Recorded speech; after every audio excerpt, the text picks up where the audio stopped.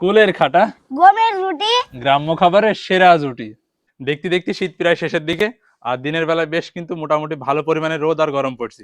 আর গ্রাম অঞ্চলে বিশেষ করে ফাল্গুন চৈত মাসে কিন্তু এই কুল দি, এই টক কুল দি খাটা রান্না করা হয়। আর আজকে চলে এসেছি আমাদের সেইজমাতে বাড়ি, আর একই গাছে কিন্তু দুই ধরনের কুল আছে। এই যে আমার হাতে যে কুলগুলা, এগুলো হচ্ছে টক কুল। আর এই পাশে এই যে আপেল কুল, মিষ্টি কুল। তবে আপেল কুলের কিন্তু খাটা রান্না হয় না বা খাইতে ভালো লাগে না, যার কারণে কিছু টক কুল পেড়ে নিয়েছি, এগুলা দিয়ে খাটা রান্না করব। আর শীত শেষ যেহেতু আর একটু আগে আগে করে নিছি, কারণ এই কুলের এত আকাল হয়ে যাবে, ঠিক আছে, গ্রাম অঞ্চলে বিশেষ করে থাকতে থাকতে যেন শেষ হয়ে যায়, ঠিক আছে। ছেলিপিলি যাই হোক, পেড়ি কুল খাওয়ার মজাই আলাদা। তো শেষ হয়ে যাওয়ার আগে আগেই কিছু টক কুল পেড়ে নিলাম, আর এই কুল দিয়ে আজকে একবার তো বললামই, এই কুল দিয়ে কিন্তু খাটা রান্না করা হবে। তো যাই, নিয়ে যাই, মাখে গিয়ে দিই। নানি নানি এটাকে শেষ নাই না বাটি কুল পেড়ে আসলাম। কোন পাড়ি দেয় তোমাদের? এ দেখো মা, হ্যাঁ এটি কুল পেড়ে নিয়ে আসলাম সেইজমাতে বাড়ি থেকে। তো তুমি আজকে খাটা রান্না করে দিই কুলের। আচ্ছা, খাটা এনে দাবা, দুটো গমের আটা রুটিও গড়াবো, হবে বা? খালি কুলার বুটা গোনা ছড়ে ধুয়ে এনে দাও বাপ। ঠিক আছে মা।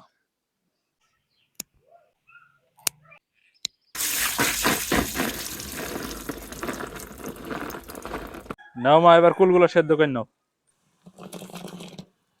এবার একটু হলুদ গুঁড়ো দিয়ে দিলাম, স্বাদ মতো একটু নুন দিয়ে দিলাম। কুল গোনা সেদ্ধ হইতে হইতে আমি সাইডে শৈশব বেটে নিয়েছি।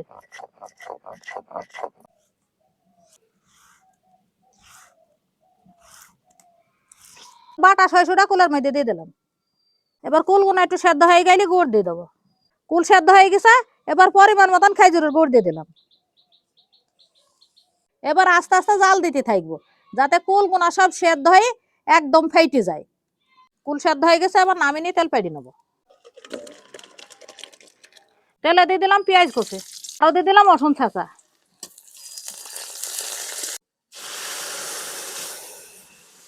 হয়ে গেল কুলের খাটা আন্দা। এবার চার ডিউটি গড়াবো, খাটাতে খাওয়ার জন্য। এই যে হয়ে গেছে কুলের খাটা আর গমের রুটি। এটা কিন্তু গ্রাম অঞ্চলের অতি পুরনো দিনের মানুষের খাদ্য অভ্যাসের তালিকাতেই পড়ে। আগের দিনে বিশেষ করে গ্রামে যে চাষি ভাইরা ছিল, ফাল্গুন চৈত্র মাসে যে মাঠে থেকে বাড়ি আসার পরে এরকম ভাবে কুলের খাটা আর নতুন গমের আটার রুটি বেশ আয়েশ করি খেত।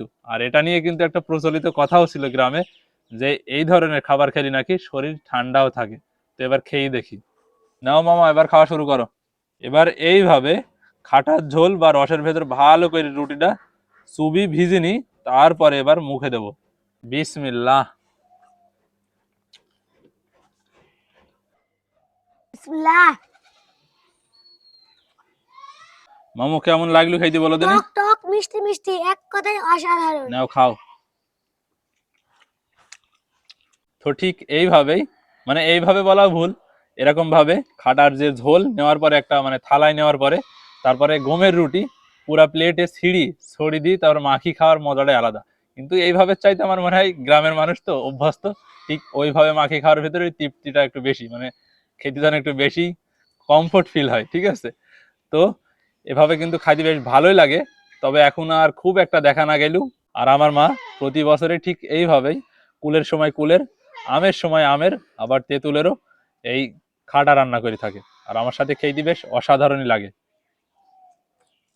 এবার একটা কুল মুখে দিয়ে দেখি, তার আগে আপনাদেরকে দেখাই এই যে ভিতরে কত সুন্দর দেখছেন, এই যে সিদ্ধ হয়েছে সুন্দর, আবার এই যে খেজুরের গুড়ের রসের যে ঝোল সেটা সুন্দর মতো প্রবেশ করছে। এবার ফের একটা কুল মুখে দিই, একদম পারফেক্ট সিদ্ধ হয়েছে, আর খেতেও টক মিষ্টি স্বাদ। আর আজকের ভিডিওটা যারা এতদূর দেখছেন তাদেরকে জানাচ্ছি অসংখ্য ধন্যবাদ। দেখা হবে নতুন কোনো ভিডিওতে। আর কোন অঞ্চল থেকে দেখছেন অবশ্যই কমেন্টে জানাবেন, আর এইভাবে খাটা রান্না করে খেয়েছেন কিনা তাও কমেন্টে জানাইতে পারেন। তো ভিডিওটা এখানে শেষ করে দিচ্ছি। সবাই সুস্থ থাকবেন, ভালো থাকবেন। সবাইকে জানাই আল্লাহ হাফেজ।